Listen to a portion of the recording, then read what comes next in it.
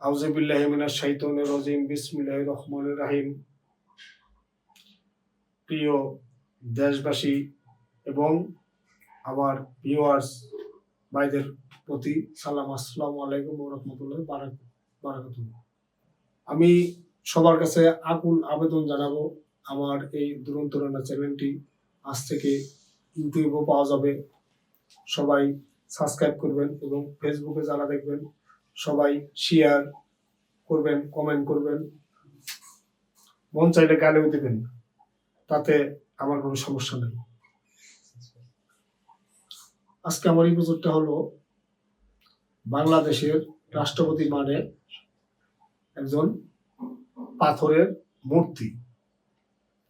উনি এমনই একজন মানুষ, কানা, বোবা, ল্যাংড়া, বয়রা। কথাগুলো বলার উদ্দেশ্য হচ্ছে, আমি একটু পিছনে ফিরে যাই। শাহাবুদ্দিন সুপ্পু রাষ্ট্রপতি, বর্তমান রাষ্ট্রপতির আগে যিনি ছিলেন সাবেক রাষ্ট্রপতি আব্দুল হামিদ, উনি বেশ কয়েকবারই রাষ্ট্রপতি হিসাবে বাংলাদেশে ছিলেন। রাষ্ট্রপতি মানে রাষ্ট্রের প্রতি আমরা সবাই তার প্রজা, কিন্তু ওনারা এমন একজন রাষ্ট্রপতি যে দেশের সব প্রজা যদি অনাহারেও মারা যায়, যুদ্ধ লেগে মারা যায়, কিন্তু তাদের কোনো আসে যায় না। তারা ওই কংক্রিটের পাথরের মূর্তির মতো দাঁড়িয়ে থাকে, বয়রা, বোবা, কানা, ল্যাংড়া। আগে যে বঙ্গভবন তো আগে একটু এসে দেখবো যে বঙ্গভবনের সামনে কি হইতেছে সেটাও দেখে না। ওনারা ওইখানেই বসে থাকে, কারণ উনি চিন্তা করে যে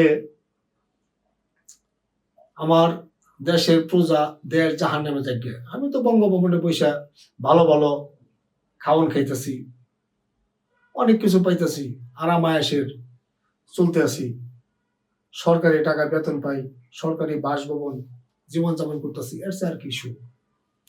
কিন্তু এটাকে যদি একজন রাষ্ট্রপতি সুখ মনে করে, এটা তার সুখ না, এটা সবচেয়ে তার দুঃখ। একটা রাষ্ট্রপতি ইচ্ছা করলে অনেক কিছু পারে। এই যে দেখেন,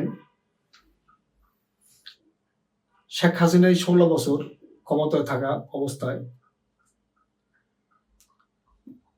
হাজার হাজার মানুষ গুম করছে, খুন করছে, মিথ্যা মামলা দিছে, অযথা মামলা দিছে, মানুষকে হয়রানি করছে, যখন যারে মন চাইছে তারে ধরে নিয়ে মাইরা ফেলাইছে। কিন্তু রাষ্ট্রপতি আমাদের দেশে কি ক্ষমতার মালিক উনি, এটা কিন্তু আসলে রাষ্ট্রের সাধারণ মানুষ জানে না। রাষ্ট্রপতি ইচ্ছা করলে অনেক কিছু করতে পারো, কিন্তু কেন করে না তারও কারণ আছে। আমাদের দেশে রাষ্ট্রপতি নিয়োগ হয় দলীয় ভাবে। তে আমরা এই 2024 5ই আগস্টের গণঅভ্যুত্থানের মাধ্যমে যে আমরা নতুন বাংলাদেশ পেয়েছি, এই নতুন বাংলাদেশে আমরা দলীয় রাষ্ট্রপতি চাই না। আমাদের মহামান্য প্রধান উপদেষ্টা প্রধান ইউনূস স্যারের ক্ষমতা অতিবাহিত মাধ্যমে সর্বপ্রথম আমরা আবেদন জানাচ্ছি যে সর্বপ্রথম আগে রাষ্ট্রপতি নির্বাচন হোক। যদি রাষ্ট্রপতি নির্বাচন হয়, জনগণের ভোটে যদি রাষ্ট্রপতি হয়, তাহলে সেই রাষ্ট্রপতি জনগণের কথা বলতে পারবে। তাছাড়া ওই কংক্রিটের পাথরের মতোই মূর্তি হয়ে থাকতে হবে, নাচের পুতুল হিসেবে থাকতে হবে। তাই আমরা এই নাচের পুতুল পাথরের মূর্তির মতো রাষ্ট্রপতি আমরা চাই না। এই রাষ্ট্রপতি কোনো প্রয়োজন নাই, কোনো দরকারই নাই।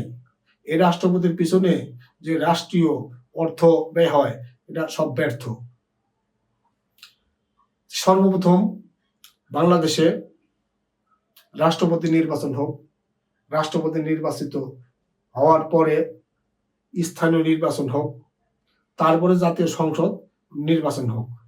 এই রাষ্ট্রপতি নির্বাচনের মধ্য দিয়ে এই বর্তমান সরকার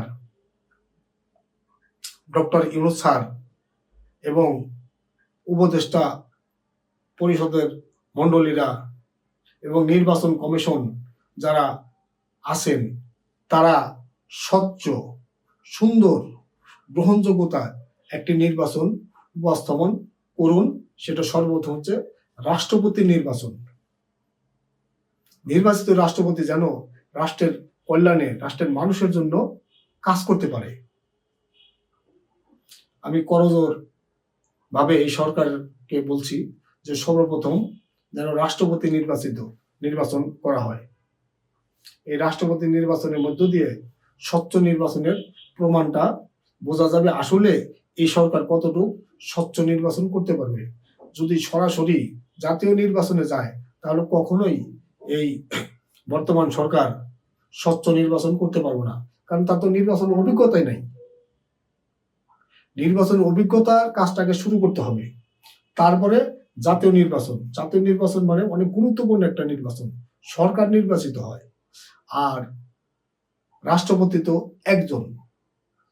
তে আমাদের সারা বাংলাদেশে 64 বা 65টা ডিস্ট্রিক্ট আছে, যাই থাক, প্রত্যেক ডিস্ট্রিক্ট থেকে একজন করে রাষ্ট্রপতি নির্বাচনে অংশগ্রহণ করুক বা 3 জন করে করুক, তাতেও সমস্যা নাই। কিন্তু নির্বাচিত রাষ্ট্রপতি আমরা চাই। আমরা আর আয়না করে যাইতে চাই না, আমরা আর গুম হইতে চাই না।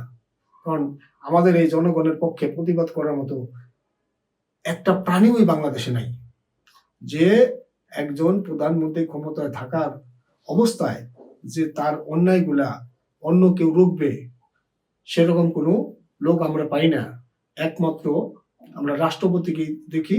যদি রাষ্ট্রপতি নির্বাচিত রাষ্ট্রপতি হয়, জনগণ নির্বাচিত রাষ্ট্রপতি হয়, তাহলে সে ক্ষমতা প্রয়োগ করতে পারবে। দলীয় নির্বাচিত রাষ্ট্রপতি হলে সে কখনো দলের বাইরে কাজ করতে পারবে না, দেশের জন্য কাজ করতে পারবে না। যাই হোক, রাষ্ট্রপতি দেখেন তার অনেক ক্ষমতা, সেটা এই 2024-এর 5ই আগস্টের পরে প্রমাণিত হলো। শেখ হাসিনা ছিল বাংলাদেশের একজন প্রধানমন্ত্রী, সেই প্রধানমন্ত্রীর লেজ গুটিয়ে পালিয়ে চলে গেছে এবং কি পালিয়ে যেতে বাধ্য হয়ে গেছে। তার পরক্ষণে আমরা দেখলাম যে রাষ্ট্রপতি অপসারণের ডাক দেওয়া হলো। বঙ্গভবনের সামনে অনেক লোকজন জড়ো হইলো, অনেক কিছু বলল এবং কি তারে কয়েকটা ফ্যামিলি আমি দেখলাম যে তার অপসারণ না করে সে বঙ্গভবনের সামনে উঠবেই না। কিন্তু লাস্ট পর্যায়ে কি হলো, যে রাষ্ট্রপতিকে অপসারণ করা সম্ভব না। অতএব এটা বুঝতে হবে যে রাষ্ট্রপতির অবশ্যই ক্ষমতা আছে, কিন্তু ক্ষমতা সে প্রয়োগ করতে পারে না শুধু দলীয় কারণে। তাই আমি আবারও করজোর ভাবে সারা জাতির কাছে বলছি যে সবাই আপনারা এক ডাকে বলুন, আমরা নির্বাচিত রাষ্ট্রপতি চাই, আমরা দলীয় রাষ্ট্রপতি আমরা চাই না। এতে দেশের কল্যাণে ভালো হবে, জাতির কল্যাণে ভালো হবে ইনশাল্লাহ। এই বলে আমি আমার বক্তব্য শেষ করছি। আল্লাহ হাফেজ।